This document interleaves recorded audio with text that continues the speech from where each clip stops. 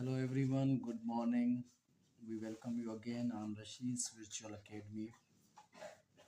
Sentence correction की series आपके सामने मुसलसल जारी है और हम कुछ न्यू सेंटेंसेस के साथ आपके सामने हाज़िर हैं।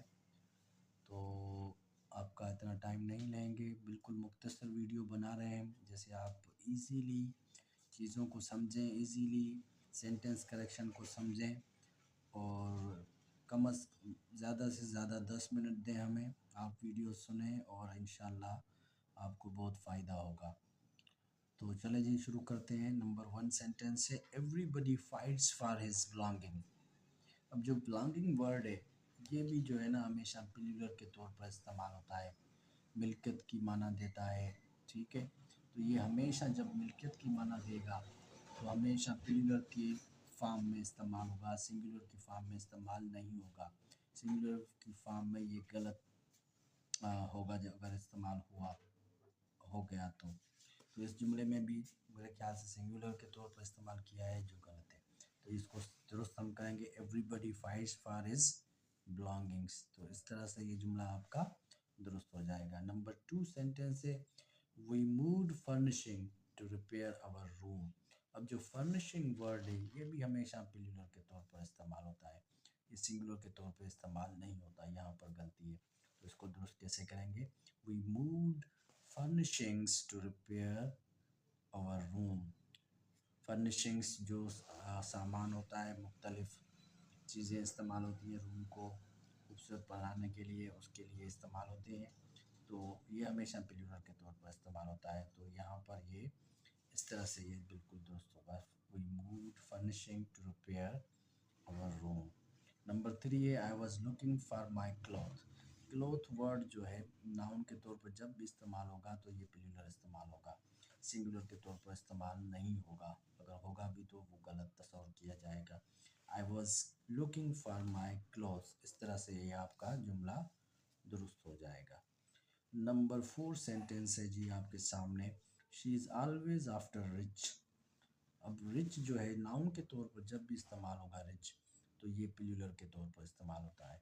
ठीक है, रिचेस की मीनिंग वेल्थ होती है, दौलत होती है, पैसा होता है। ठीक है, रिच एज एन एडजेक्टिव तो इस्तेमाल हो सकता है, लेकिन नाउन के तौर पर इस्तेमाल होगा तो ये प्लूरल के तौर पर इस्तेमाल होगा, she is always after riches. ठीक है जी, तो इस तरह से ये आपका जुमला दुरुस्त हो जाएगा। नंबर 5 सेंटेंस है, the military troop were marching ahead. अब ट्रूप जो वर्ड है ये भी हमेशा प्लूरल के तौर पर इस्तेमाल होता है, ये कभी भी सिंगुलर के तौर पर इस्तेमाल नहीं होता।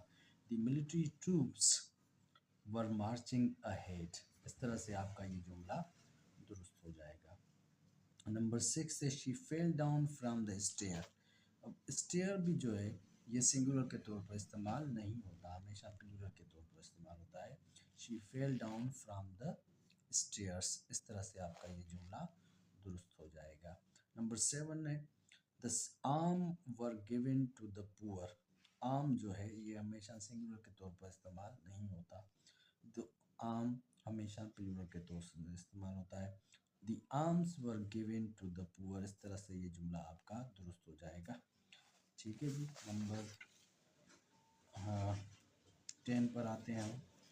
Number 10, the remain of the Indus valley civilisation are still preserved. Are still preserve, the remain of the Indus civilisation are still preserve. जो रिमेन है अगर नाउन के तौर पर इस्तेमाल होगा तो ये हमेशा प्लूरल के तौर पर इस्तेमाल होगा, ना कि सिंगुलर के तौर पर। इस तरह से ये आपका जुमला दुरुस्त हो जाएगा, the remains of the Indus valley civilisation are still preserved.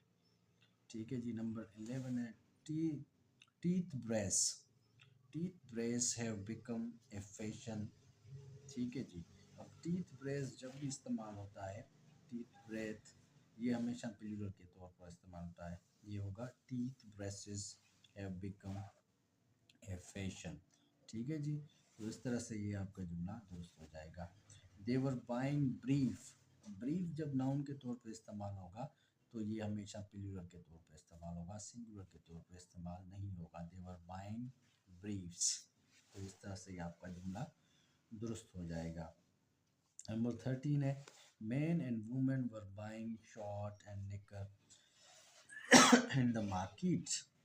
तो यहाँ पर ये जो शॉर्ट वर्ड है और निकर है ये भी प्लूरल इस्तेमाल होगा। ये हमेशा प्लूरल इस्तेमाल होते हैं, सिंगुलर के तौर पर इस्तेमाल नहीं होते। तो यहाँ आपका जुमला दुरुस्त कैसे होगा? Main and women were buying shorts and knickers in the market. इस तरह से आपका ये जुमला दुरुस्त हो जाएगा। नंबर 14 है the gardener was trimming plants with shear। अब विद shear जो वर्ड है ये हमेशा प्लूरल इस्तेमाल होता है, ये सिंगुलर के तौर पे इस्तेमाल नहीं होता। तो ये जुमला सही कैसे होगा? The gardener was trimming plants with shears। इस तरह से ये जुमला आपका दुरुस्त हो जाएगा। The electrician asked for the plier.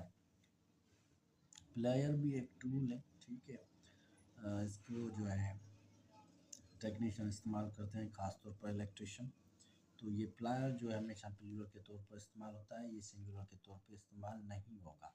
The electrician asked for the pliers. तो इस तरह से ये जुमला आपका दुरुस्त हो जाएगा। आखिरी सेंटेंस है the doctor was looking for the for SAP. ठीक है जी, ये भी हमेशा प्लूरल के तौर पर इस्तेमाल होता है, सिंगुलर के तौर पर इस्तेमाल नहीं होता।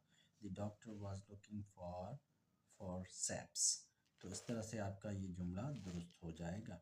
मेडिकल फील्ड में होता है ये इस्तेमाल, कैंची की तरह होता है, ठीक है जी।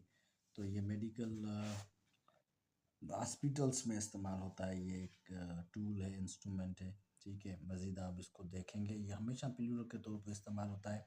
ये एक और नाउन की लिस्ट थी जो हमेशा प्लूरल नाउन के तौर पर इस्तेमाल होते हैं। ये तीसरी वीडियो में बना रहा हूँ जो प्लूरल नाउन्स होंगे जो हमेशा प्लूरल इस्तेमाल होते हैं, ठीक है। और आपके लिए मेरे ख्याल से ये काफ़ी होगा। बहुत सारी वीडियोस आपके सामने आ गई हैं, 3 वीडियोस आपके सामने आ गई हैं और तकरीबन 30 के करीब बल्कि सेंटेंसेस आ गए हैं। तो ये काफ़ी है मेरे ख्याल से, जो नाउन ख़ासतौर पर प्लूरल इस्तेमाल होते हैं उनको समझने के लिए। मुझे उम्मीद है कि आप मेरे वीडियोस को एंजॉय करते होंगे, आपकी लर्निंग होगी और आपकी अंग्रेज़ी भी इम्प्रूव होती होगी इंशाल्लाह। और इंशाल्लाह आप जो भी एग्ज़ाम देंगे इंशाल्लाह आपको ये वीडियोस हेल्प आउट करेंगे उन एग्ज़ाम को क्वालिफाई करने में, ख़ासतौर पर CSS PCS और जो जनरल कॉम्पिटिटिव एग्ज़ाम में FPSC हो गया, SPSC हो गया या अदर कॉम्पिटिटिव एग्ज़ाम्स हो गए, ठीक है जी। Thank you very much, so kind of you and खुदा हाफिज़।